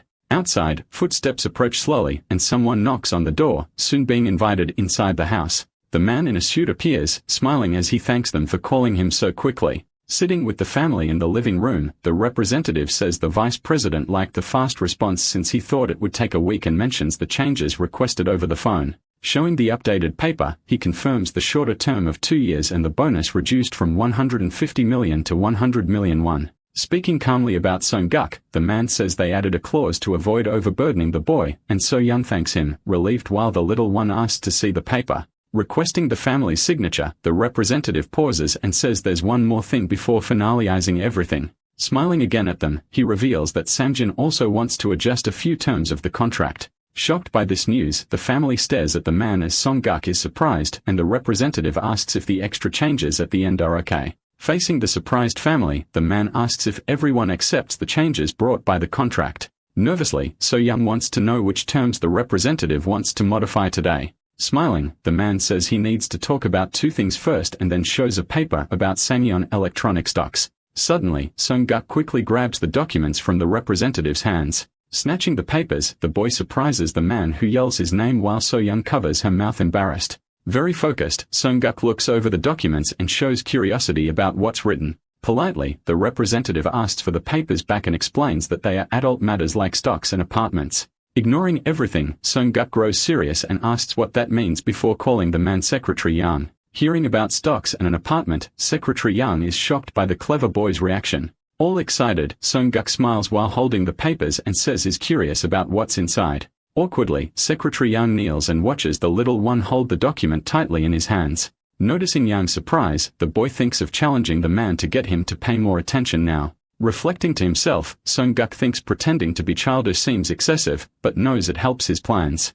Very determined, he decides to uncover his father's scheme and fakes curiosity, asking for quick explanations. Shocked, So-young asks if her son really knows how to read, and confidently, the little one says yes. Impressed, Secretary Yang becomes curious and soon wonders when this boy learned to read like that. Wanting to know more, the mother asks how he learned and Sung-guk says it was by watching news and TV, leaving her stunned. Realizing everything, the representative sees the vice president was right and promises to explain every detail for the talented boy. Confirming with the parents, Secretary Yang asks if they agreed to reduce the contract from 150 to 100 million, and nervously, So-young says yes. Revealing the offer, he explains that they will give Samjong shares worth 50 million, leaving So-young speechless. Additionally, Secretary Yang talks about a fancy apartment Samjong is building in Jamsil to be ready in 2 years. Explaining further, he offers a special 34 pion unit, and Sung-guk reacts with attention to the generous offer. Stammering in surprise, So-young thinks it's all too much, while Sung-guk thinks stocks and a home sound great. Reading the paper, the boy finds the hidden trick with a clause requiring 2 years of service or the taxes fall on them. Basically, the father wants to buy loyalty with promises that only come after 2 years if he thinks they deserve it. Using rewards as bait, the father manipulates everyone and ensures obedience with these future promises. Recognizing his father's style, Sung-guk thinks it's a good tactic and typical of Jeon Jae-hyung as always. Going back to pretending, he tugs on Yang's sleeve and excitedly asks to sign everything, while the mother and the secretary are shocked. Trying to stop him, So-young says he can't, but stubbornly, the little one insists, thinking about the future value of the shares. Imagining prices and Jamsil, he knows the contract is essential and mentally decides to take it all for himself. Shouting her son's name, So-young grows desperate, and the manager beside her looks worried about the scene. Soon, Eun-hye insists they accept the offer and says it's a once-in-a-lifetime opportunity for the whole family. Thanking Secretary Yang, the manager praises the great terms he brought in today's proposal. Revealing a plan, she suggests creating a company to make a business-to-business agreement and surprises Yang. Explaining further, the manager says it'll be a company just for Sung-guk to manage his own interests exclusively. Detailing the idea, she talks about SKJ Entertainment as a one-person agency, leaving Yang excited. Like in the plan, Sung-guk predicts that many other contracts will appear in the future because of this. Smiling happily, he thinks it's his first company with his name and feels proud of the idea. Remembering days ago, the boy knows he planted this suggestion in businessman Kim and later praised the brilliant idea. Revealing his plans, Sung-guk wants to start small to later turn the agency into a global giant. Offering helps, Secretary Yang gets excited to build the agency, while the managers surprise and Sung-guk watches. Pressing the seal on, the boy smiles determinedly and can't wait to work with them now. Watching everything, the adults see the little one beaming with the signed paper, and he happily says it's all his. When night falls, the scene shifts to the family's house and shows a new moment. Sitting with his father, the boy reviews the papers and the man processes that they got these amazing terms. Scratching his head, the father seems overwhelmed with stocks and an apartment while his son reads so much. Huffing Song-guk, the father still has doubts and wonders if the boy understands or is simply a genius. Full of pride, the man squeezes his son in his arms and asks him to let go of something without explaining what. Suggesting dinner, So-young shows a full table with a special meal prepared for everyone. Surprised, the father sees expensive food like Bulgarian fish, and the mother explains they used an advance from the contract. Reassuring him, Seo-kyung says she didn't spend much and just wanted to give the family a small luxury. Proposing something, the father wants to mix meat into baby Minute-guk's food since he's never tasted meat before. Asking the boy, So-young holds the baby, and excitedly, Song-guk quickly agrees with the idea. Speaking loudly, he says that skipping on food is bad and encourages everyone to eat right away without delay. Seeing her son so cheerful, the parents smile and think about how different this boy is from others. Changing the subject, the father hesitates to talk about his boss, and the mother grows curious about what happened.